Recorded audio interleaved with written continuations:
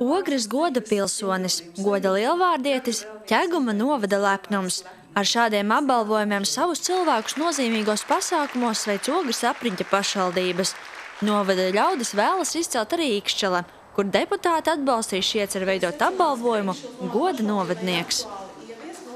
Ideja kā tāda, es uzskatu, visos novados ir līdzīga, bet nolikums gan atšķirās. Mēs vēl neesam izdiskutējuši par cilvēku skaitu, šo apbalvojumu cilvēku skaitu, gan par vērtēšanas komisijas locekļu skaitu. Tā kā vēl daudz darāmā. Ikšķeles domas deputāti ir pārliecināti. Novadā ir daudz iedzīvotāju, mākslinieku, kultūras dzīves pārstāvju, sportistu un vienkārši labu cilvēku, kas ir pelnījuši atzinību.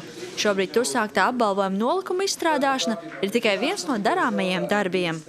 Ir domāts par komisijas izveidi, tieši izvērtēšanas komisijas izveidi. Un domājam, ka iesaistīsim deputātus, iedzīvotājus, sabiedriskās organizācijas, var sakot cilvēkus gan no pašvaldības domas, gan no malas parastos iedzīvotājus.